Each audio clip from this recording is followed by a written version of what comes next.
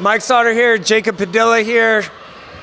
After a lot of hours. 22 hours of basketball? 22 hours of basketball in 2 days. Felt like a lot. The 2025 Girls Midwest Basketball Showcase. You or I saw every team from Nebraska, all 19 teams, at least for a whole game individually at some point, which is a feat of its own. I will tell you, one other more people that saw them was the women's basketball staff in Nebraska. They watched every single game, or every team from Nebraska at least one time also, which is a feat. It's pretty good, right? Good job bringing big staff here. We had Cray and Alexis Akinatico, the new assistant, getting down here, kind of throwing her right into the fire. Omaha had multiple coaches Jamie here. Carey herself was here on day one, so good to see the local team showing up and taking in the Nebraska talent here. There's a lot of coaches in the building, a lot of Division II, Division I, from all different levels, high major, mid-major, low major, NAI schools were here. I saw Doan's coach was here.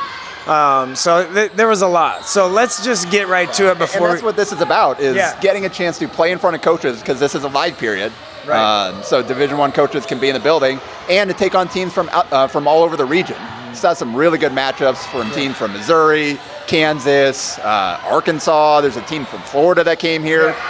So we got to see a lot of teams that Nebraska squads don't normally get a face and get to learn about themselves. Some really good teams too, like very impressive teams and individual players. But we're going to talk about the Nebraska teams and players. So let's start with most impressive teams. The most impressive teams to you were who? In Class A, I'd probably go with Omaha West Side. They went 4-0 during the week. I watched 2 full games of theirs. They looked really good. Himaya Jo Matoyer was fantastic. We'll talk about her in a minute. Elise Peterson coming off the bench. They're just a well-rounded squad. They've got guard play. They've got some front court players that they start and rotate in off the bench. They go about 3 deep there with Kendall Davis and Sinai Foster as well, and kind of a 3 big rotation there to go with their guard play. I think they played really well, and they're certainly going to be a preseason top few teams in Class A. For me, I really liked North Star. I think they looked really good. Ran into a tough Norwalk team and lost that game, but I thought North Star was good. I also thought Bellevue West was good. They had the toughest schedule of teams from Nebraska. Really young and really tough schedule. They ran into a buzzsaw of Staley High School from Missouri, and multiple very good players. So very good team. They were the 6A runner-up last year and brought back a lot for next year. So we saw that game together, and they were very good. So I like Bellevue West. I think they'll be very much so in the mix. Millard West, a lot of changes there, but obviously they lost the twins, but Kylie Pabin and some other younger players really stepped up. I think they're going to be right in the conversation too. Millard North, same, going to be that way too. And Omaha North went 4-1 too this weekend. Yeah, and got the extra game in there and took care of business. They played well as a team. You mentioned Millard West. I think them and North Star are somewhat similar. They've got one of the best players in the state coming back from last year. A couple of role players back, but then everybody else are like JV players, newcomers that are going to have to kind of grow up as they get into the season and round out their team. But you start with players like Kylie Pabin and Annie Lou. It's a pretty good place to start with. So Pender. We talk about. I joked with them before they were leaving. I said, you might want to get the 4-Pete shirts ready. Feel like you're going to be in the conversation very much so. They were honestly probably the most impressive team I saw this weekend. And I would say it's hard to compare. We don't have overall records for every team here. They're different divisions. Like you talked about, WS taking on the toughest different schedules. So that being said, you can only play who's on your schedule. And they blew out a couple of teams, and they won some close games too, especially back-to-back. They won a close game, kind of held on at the end, and then picked up a second game and had to go right away. There was no break. And that one went down to the wire again, and they needed a stop to win it, I think, and they did. So they showed that they can win big, they can get rolling, and they showed they can execute tight and late games. And you've got, I think we can probably transition to individual players here soon. Yeah. But Madeline Dolliver was the biggest reason they were fantastic this weekend. She shot ridiculous. We'll talk about her in a minute. But probably the best moment of the weekend we saw, a game winner. Yeah, it was one game winner, and it was overtime rules or just sudden death, first team to score, and that's what happened. Yeah, Omaha Marion won. It was at their first game, I think. First game, won in overtime. They needed a 3 from Avery Carlson to send it to overtime with like a second left. She knocked it down from the corner. Huge shot. They were up, then they blew the lead. They got down, came back and tied it, and then in overtime, got the ball to sophomore Olivia Kuhn. And she went to work, drove to the basket, impressive finish to get them the win. You and I both had video of that. She's a good player, so she's going to be good for Marion. 15 a game last year, coming back here, so that's a great. She's got big upside. I like the physical tools. I think she's going to be a pretty good player for them. And they had a good weekend as well.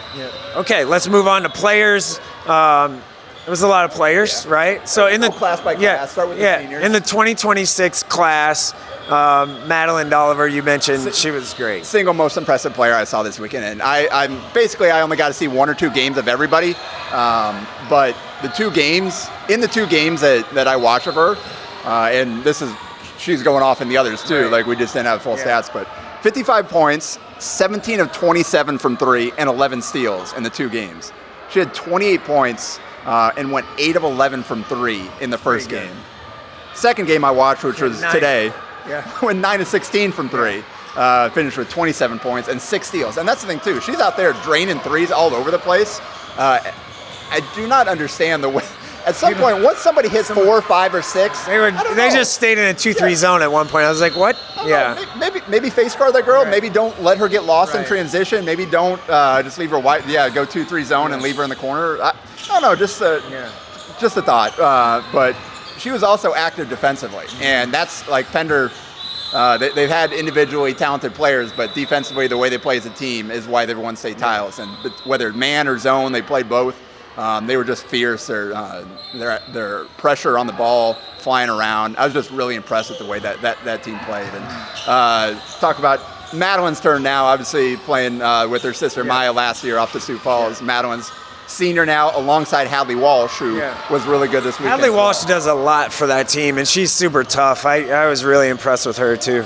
Okay, stat sheet stuffer for them. Does a lot. Kylie Pabin, Miller West. We mentioned already Kylie, but she had a nice weekend too. 19 points in the first game I watched, 23 points, 11 boards in the second.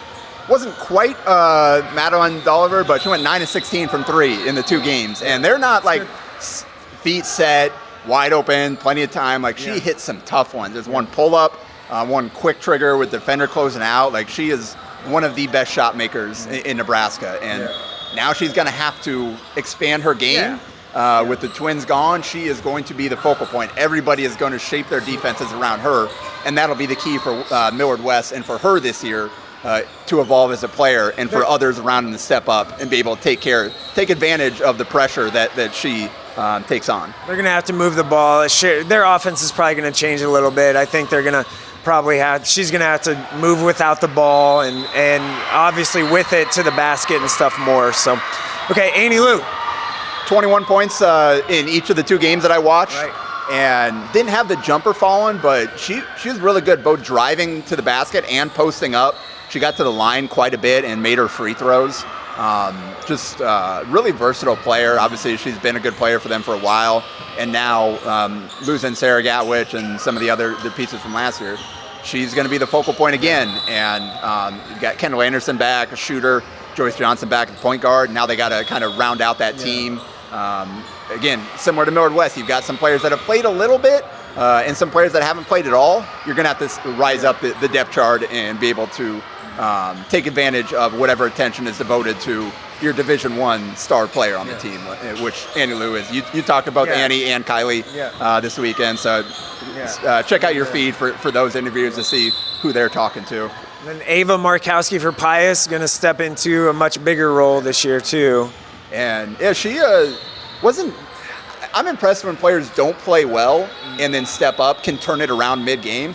And she was having a tough time shooting the ball in the game that I watched for Pius.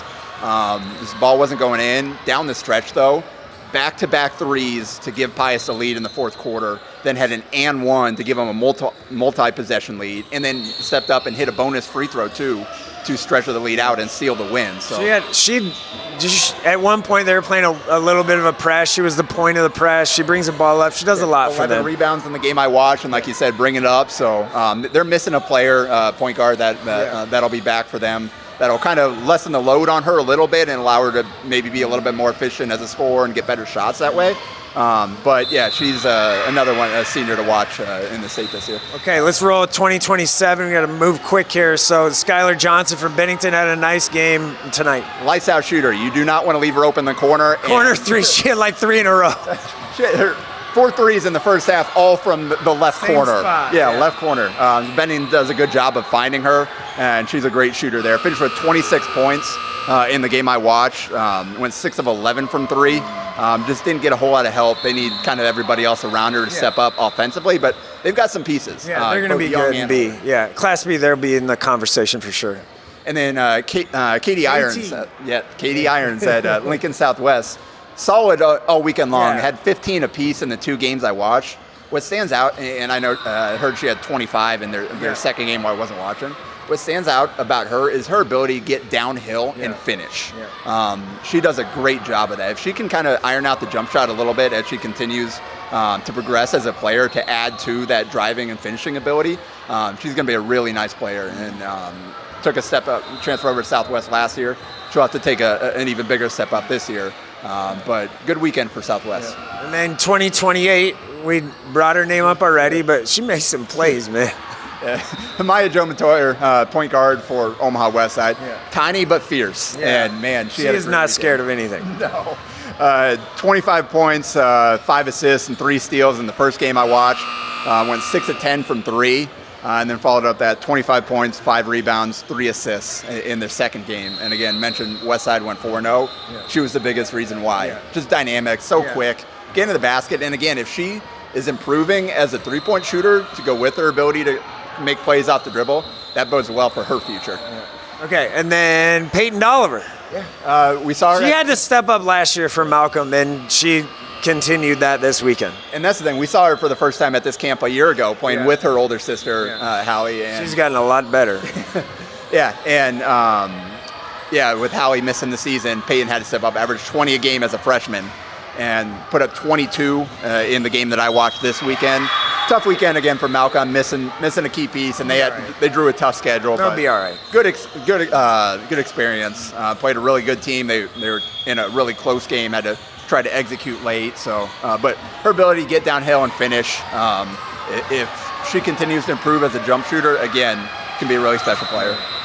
And then we brought up Marion and Olivia Kuhn, nice player, gonna be solid. 2029, a couple players that we saw this weekend were good. Emerson Johnson for Elkhorn South, nice couple games. I saw her a little bit, and I thought she was pretty good. Let her score in the first 2 games, at least I know. She can handle the ball a little bit, brings it up some, and really kind of offense can initiate her there too. And then another 2029 name, Maya McKenzie, and like 4 others they have there they have 5 at Miller North. 5 freshmen and 3 sophomores on their roster here this weekend. So and Maya, she will be good. McKenzie, she will be good for them. Took a nasty blow at the end of their stay here. Good. Hopefully she's gonna be fine. Took a headbutt to the face. It was not good. 10 points, 7 rebounds all over the offensive glass in the game I watched. Like I said, it's got a really young crew there, so look out for. Miller North's going to be good in the future. They've got a nice young. Might take them some time, but they'll be fine. 100%. Okay. Now moving on. There's some big transfer, I guess, news that we found out about this weekend, and players that moved on. So we just want to touch on a couple of those very quickly. Starting with Miller North there, and Liz Schieber transferred over from Elkhorn South. Nice guard. Them as a freshman, as a sophomore. Going to be at Miller North. 17 points, efficient game, played well. She's going to be a huge piece for them, replacing all the experience they lost in the backcourt. Elijah Stabler, Beatrice guard. Went to Northeast. Dynamic point guard, can create her shot at any point. Very much so going to have the ball in her hands a lot. And formed a nice 1-2 punch with Brenna Renard, the sophomore, 6'2" post. fantastic rebounder, Yeah, and I think she's going tough. She's going to get some easier buckets this year with Stabler feeding her. And then a couple others. Sinai Cotton-Welchin from Omaha Central went over to Omaha North. Yeah. Played well in the game that I watched them. She'll be a good piece. Played well last night too. I saw her. She did a nice job. And Sailor Smith from Elkhorn North, 8 points, 8 rebounds, and in Westview's first game of the weekend, went from Elkhorn North to Omaha Westview. Yeah. So a nice piece for them, who is bringing almost everybody back as well from a state tournament team last year. Adds more depth there. All right, that will do it. That will wrap it up for us from the home field KC and the 2025 Girls Midwest Basketball Showcase. We will be back next weekend for the boys.